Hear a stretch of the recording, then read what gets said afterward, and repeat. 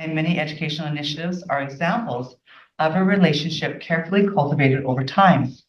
The partnership has prioritized preserving and promoting the Hul'qumi'num language and culture, the elevation of Indigenous representation in staff roles, and the cultivation of culturally appropriate learning and teaching methods, including a strong focus on land and place-based learning. These initiatives have been integral to the district's strategic plan since 2020. One of the products of the board's relationships with Cowichan tribes is the design of the new Cowichan Secondary School that focuses a place for children and families to feel connected to the culture, language, and spirit of the land. We want to congratulate this Board of Education, HiSEPCA, on receiving this award and national recognition. So congratulations.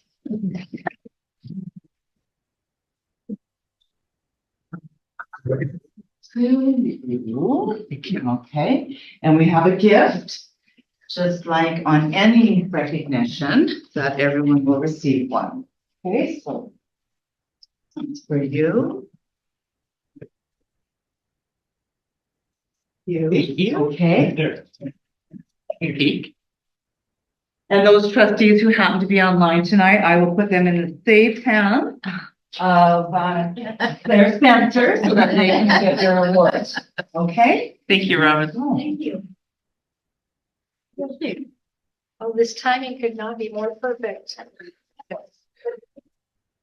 I'd work harder if I had been cooking. Come on down. Oh, cookies go round I again. would like some more Jack's mom's cookies. There you go. All right, 6.1, Mr. Sanchez, before our closed meeting. Thank you. The board met in closed session just prior to this open session. There were multiple personnel items and property items. Their business was not concluded, and following this meeting, they will return back into closed. Excellent. Action list, Mr. Sanchez. Okay, I'm just going to put that on the screen. There's one item on the open action list, and it is to develop a framework for community contributions and donations and bring it back to the board by the end of the year. We see that as likely being a revision to an administrative procedure that currently exists with some enhancements. So we'll work on that and bring that to the board when for review, or probably to BEBC when it's ready for review. Any questions, trustees? Seeing none, moving on. Superintendent of Schools 8.1.1. All right, I'd like to introduce our new facilities manager, Zim Prisbol. He's in the gallery today, and Zim started on August 19th as the new facilities manager. He has many years of experience in the industry and was previously the field coordinator, company safety officer with Urban One Design Builders, where he was a lead on building the new Cowichan Secondary School. So welcome to the school district, Zim. Thank you for coming on board. Thank you. And then next, we have the introduction of Carmen Boudreau. And Carmen Boudreau was appointed as temporary vice principal at Ecole Cobble Hill on August the 19th. Carmen came from our vice principal pool where she was a successful candidate, and we welcome her to her new post at Ecole Cobble Hill.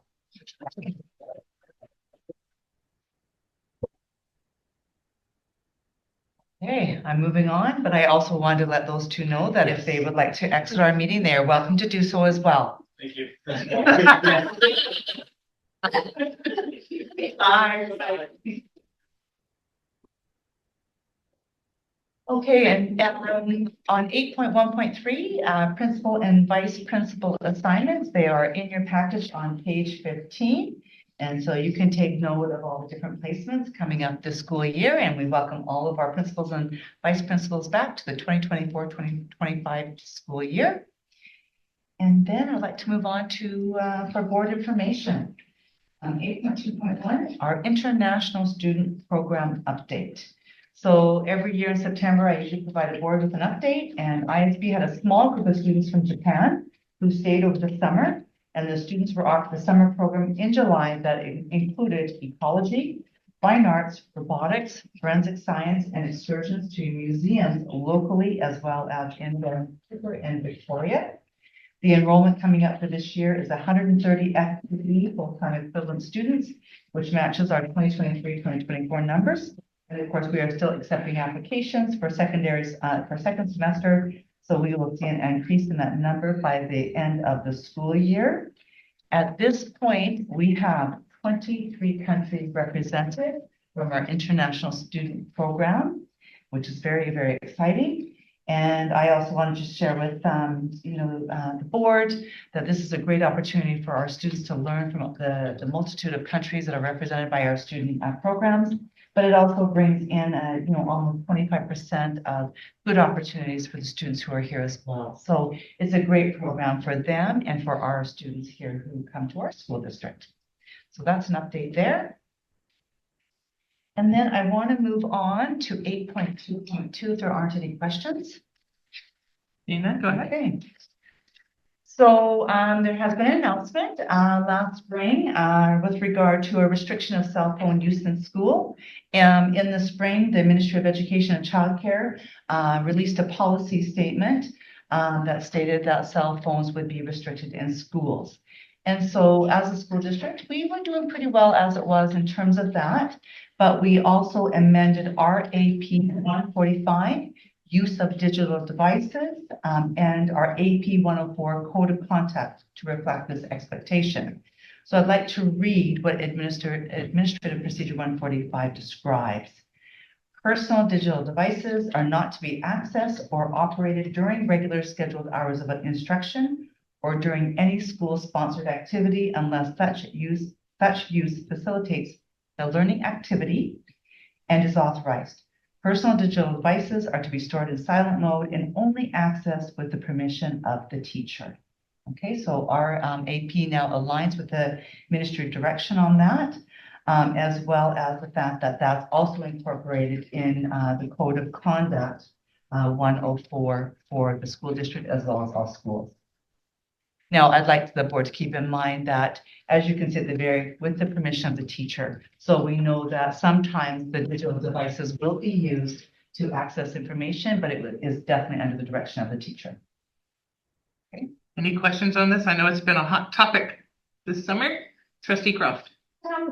Is this very far away from what our actual practices have been for the last few years?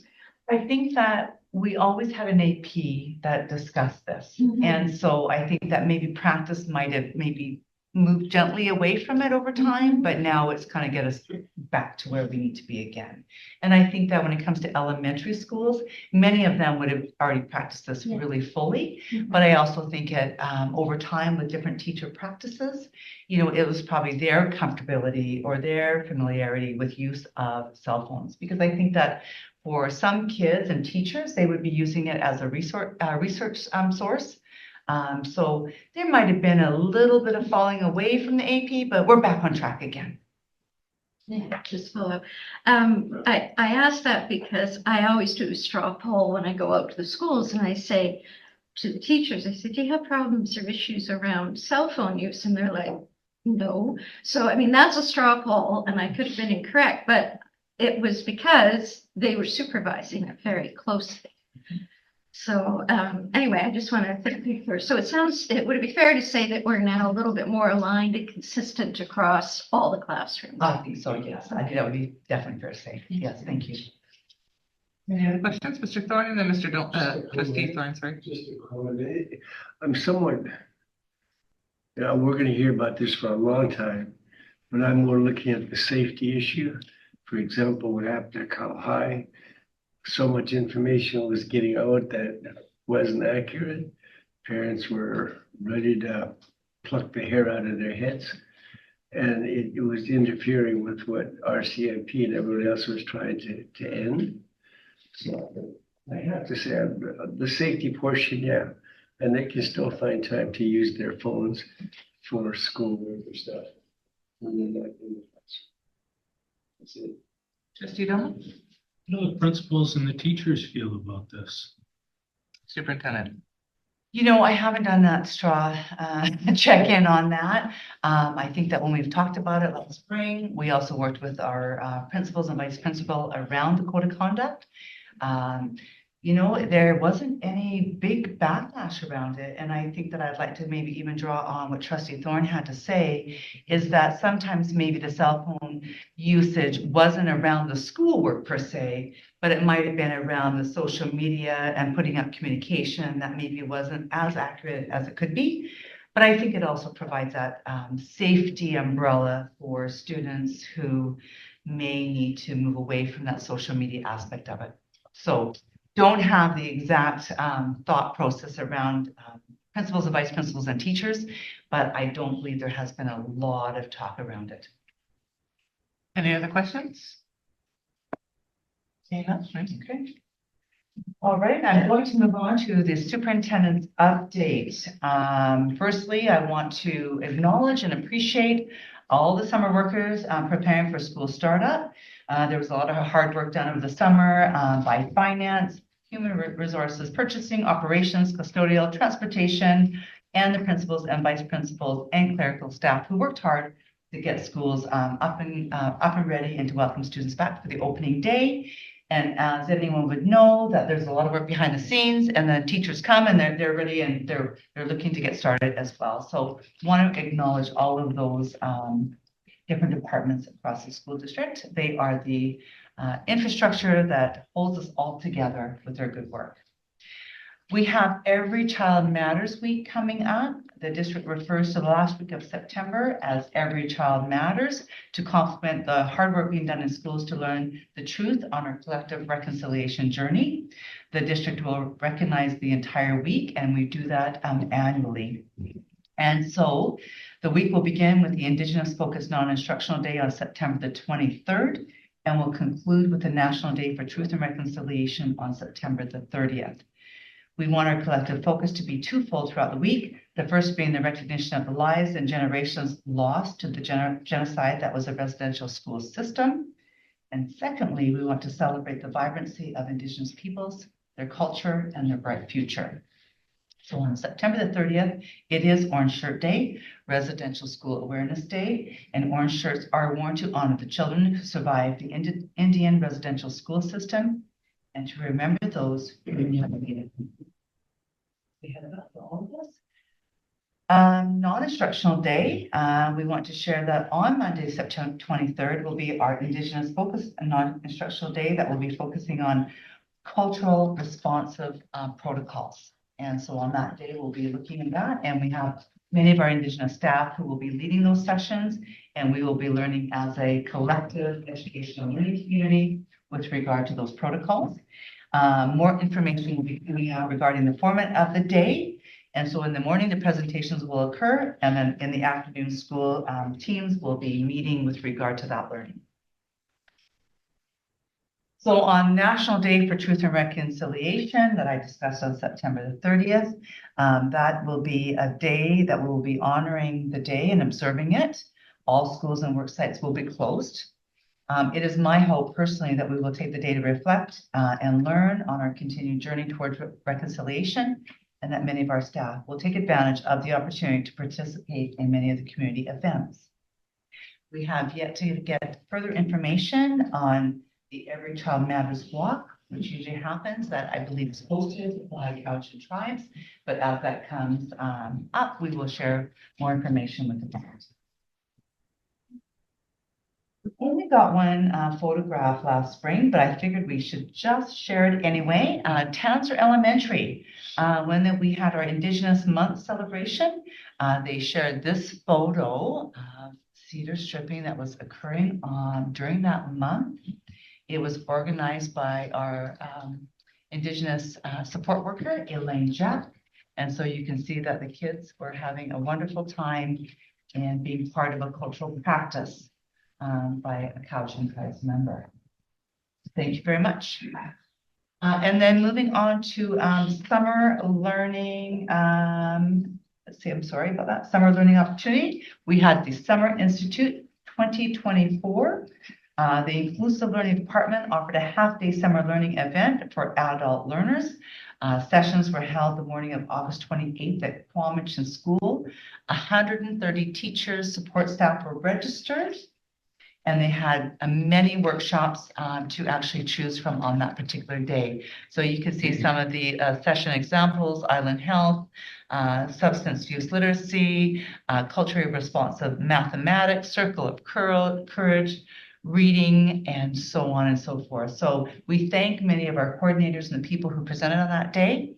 And they went in that morning on their own time. So we always appreciate that. And we know that Tammy Renyard, our district principal of inclusive learning, really was the lead that day. And at the very middle of the day, when it was over, the gelato truck was there for all of the staff who participated to become a participant in that lovely end to that event. So I'm always impressed with the number of teachers and support staff that will come out to that well-organized event and begin their learning and kick off the beginning of the school year. Moving on, the BC School Superintendent Association, we had our summer leadership gathering.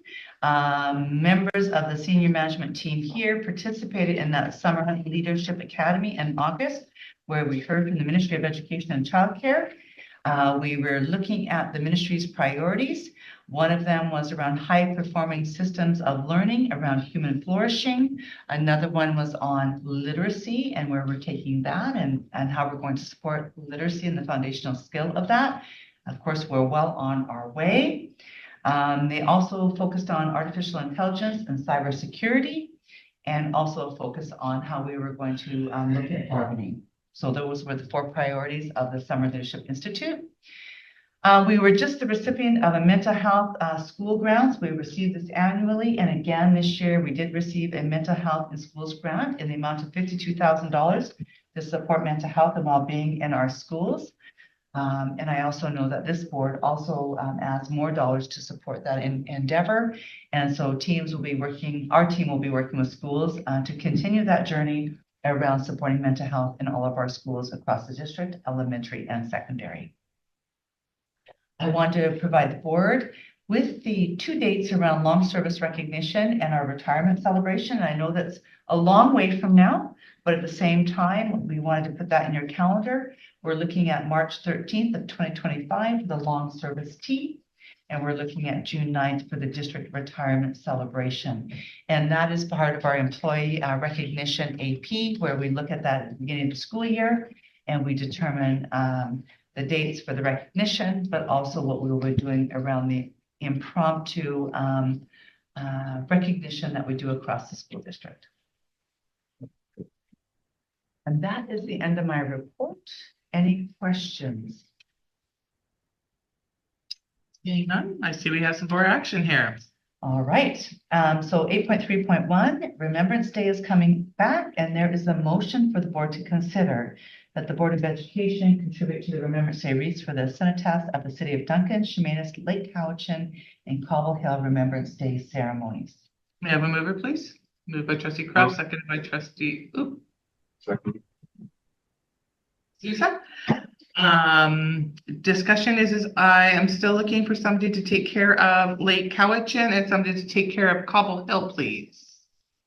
So trustees, if I see trustee Strachan's hand waving around, is that an indication for Lake Cowichan? Yes, it would be. Thank you. So all those in favor, please. Thank you very much. All right, moving on to 8.3.2, World Teachers Day, October the 5th. Here's a motion for the board to consider. The Board of Education refers the matter of World Teachers Day to the board chair and the superintendent. Moved by trustee Kraft, second. One question, is that okay? Okay, so my question is, can I get in on this? It's my favorite day, and I was wondering if I could contribute to the organizing. You don't have to put it in the wording if you don't. You want to come and hang out with us? Absolutely. Yes, thank you. So anyway, there's a mover and seconder, please. Moved by trustee Kraft, seconded by trustee Lise. All those in favor? All right, 8.3.3, National Principals Month. The Board of Education of the School District refers the matter of the appropriate recognition of National Principals Month to the chair and the superintendent. Moved by trustee Strachan, seconded by trustee Kraft. All those in favor?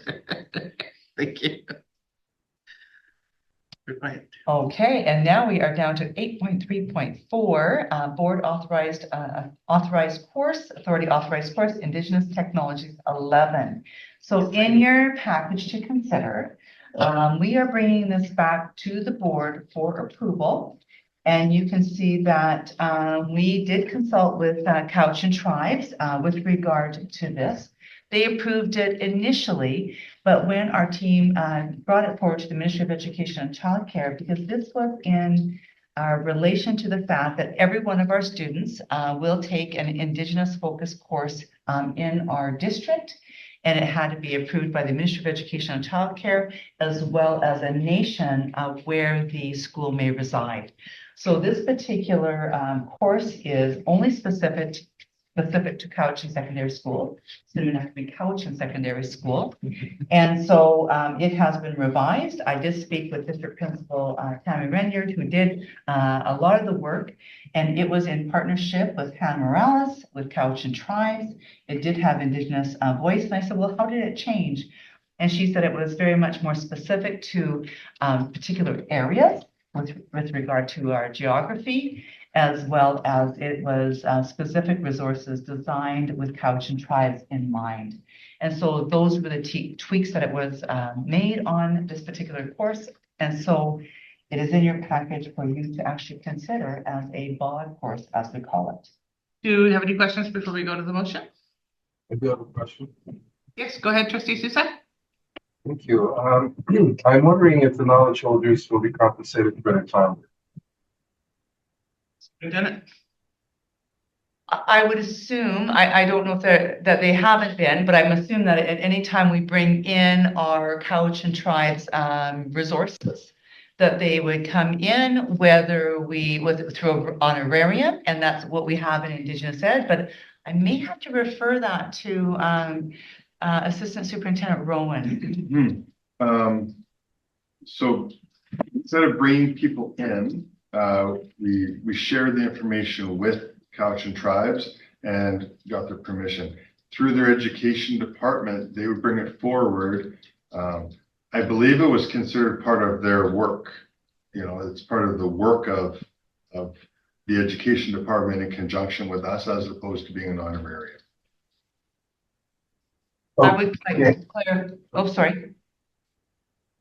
Go ahead. I was just going to say that on most occasions, we do have resources to provide honorariums for any elders of the Tsolk'uen to come in. And when we have actually brought them in to hear their voice and walk beside them, we would be providing them with an honorarium. Thank you. I mean, this is especially important when it comes to Indigenous elders, and protocol-wise, they are acknowledged and recognized for their time through honorarium support anyway. And so just want to be sure that it's a protocol that we follow. So I think this is great. I just want to be sure that the protocol is followed. Thank you.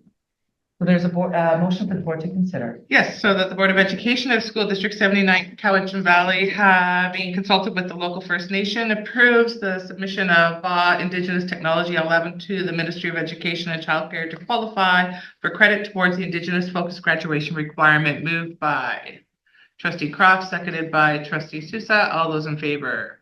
Thank you. Secretary, thank you for your report. Secretary Treasurer, 9.1 board information.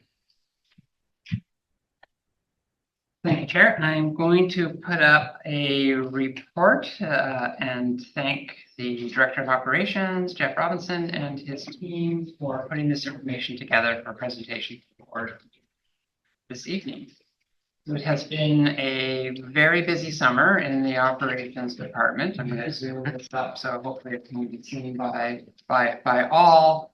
And I'll begin with Mill Bay Nature School, where there was remediation of the gymnasium and surrounding rooms and some repainting of the ceiling. The gym floor is expected to be completely refinished by October the 1st. There was painting that happened in the hallways in the main block, new cubbies and cabinetry, new fencing. Playfield was remediated, a new playground was installed, and hopefully these photos will show the grounds, and new PA system. Moving up here to the new playground, there you can see a part of it. Whoops. I've been bumped out again. My Zoom is not reliable today, so just one moment. Every time I'm sharing. All right, look good on my screen.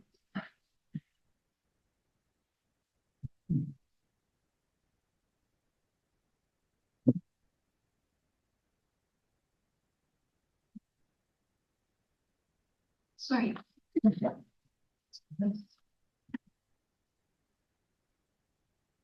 Okay.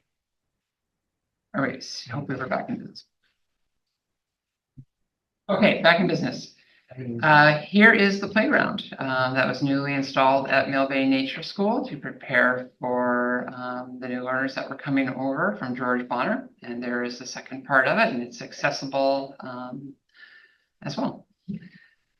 And moving on to Parkside Academy, there was a relocation between the Francophone Authority and Parkside. So Solomon School is now being operated by the CSF, which is the French School District of the province. And over the summer, in a very, very short period, again, oh no, I am in the good spot. Over the summer, an extensive amount of work happened. The first site to be ready for Parkside was Growing Together. It was power washed, all new appliances, new signage, plumbing upgrades. Charles Hoey was a bit bigger project in that it required extensive bathroom renovations, including abatement work, all new appliances, new fencing, new plumbing, and we also had to do some bus routing. So I'm really sorry. This is something's up with our network today. Trustee Kraft? Question out, just regarding Mill Bay Nature School and the installation of the playground.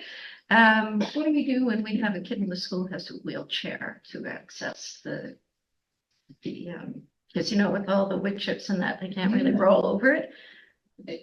I think this is actually rubber. Oh, is it rubber? Okay. No, is it wood chips? It's wood chips passed down, it has a wrap up into it, so you can get out into the space. But then once you're in there, aren't you in the chips? You are. Okay. I hear your question, but in order to have the playground meet requirements, it has to have a softer surface to it. So that was what we ended up going with from the tender. May I clarify? So am I looking at a situation here where the actual requirements that a wheelchair would need are in conflict with the permitting requirements for a playground? Okay. Trustee Kraft, maybe the superintendent can answer your question. I think that right now we knew that we had a bit of a timeline, and that's certainly not to suggest otherwise. But I think that in order to get that underway, because we do know that we would need to make it accessible, but it also requires probably a little bit more time and work. And I will continue conferring with Director Robinson around that. Okay. I asked because I sort of assumed that we didn't have a kid in the wheel, but we will, right? So There's always, yes. Plan B, perhaps. Yes. Okay, thank you. Moving on, Alex Aiken, major building envelope repairs and exterior paint, 90% complete, roof replacement, 100% complete. So a lot of work at Alex Aiken this summer. Bench had a utility upgrade in preparation for a boiler install next year. That's one of our approved capital projects. Chemainus Elementary, fire suppression system. Chemainus Secondary, hazmat abatement and ceiling tiles. Cobble Hill had a fire suppression system replacement. Crofton had some new sink installations, some direct digital controls, which is a system that controls the airflow in school at Francis Kelsey. Some exterior door replacement and breakers at Kelsey. Lake Cowichan Secondary is 50% on track for, again, I'm stuck. I'm just gonna have to read this. Lake Cowichan is 50% on track for their elevator replacement, and they are 20% on track for their PA upgrade. Quamachin has had an accessible ramp installed. You'll see it out there with the portables. That's 90% complete. Tanzer's had a boiler replacement. And then quite exciting, we the board invested in a handy line painter.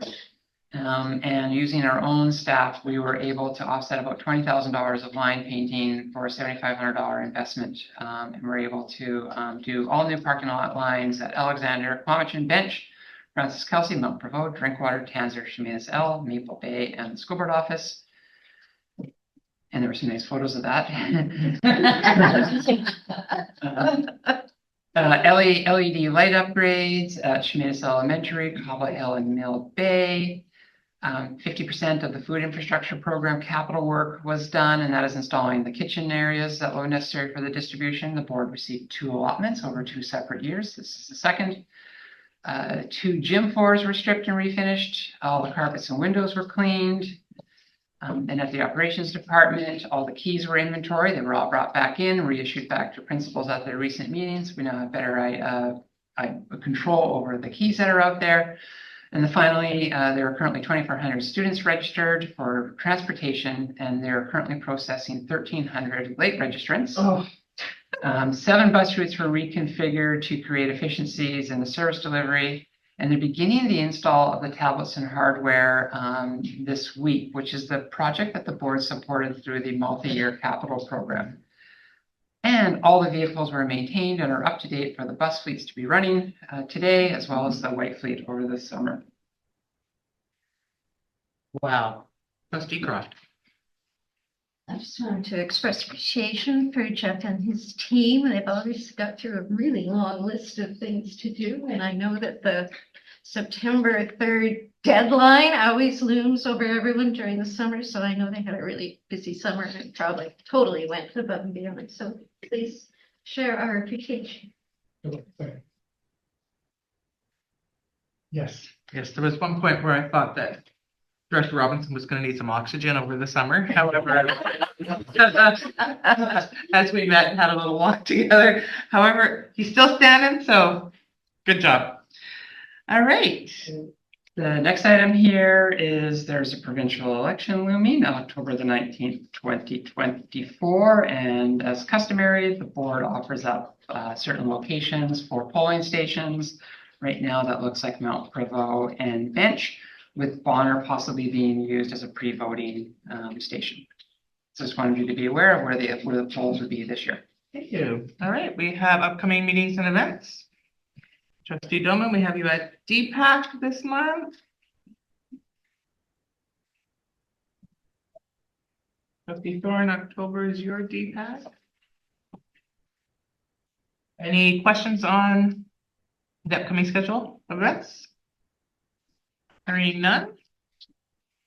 No correspondence, no new business. Question period, Mr. Sanquist. Do we have anybody online? We have one individual online who is related to the school district. All right, so do we have any questions from the gallery? We have our form.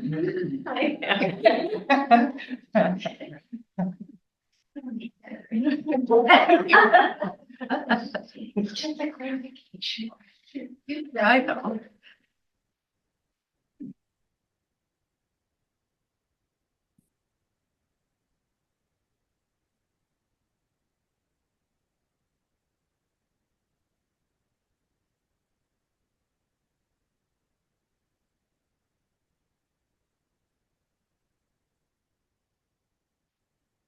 Yeah.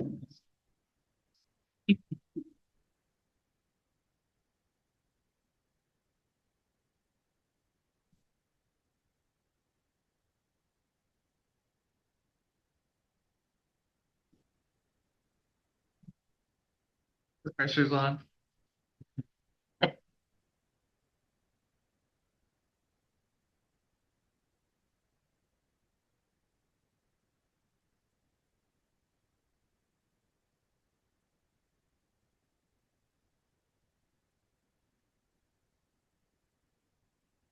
I think this may detour any other questions that come from the gallery, Mr. Sanquist. I'm just finding out that maybe our partners could be giving. The writing gets scribbled, a little messier.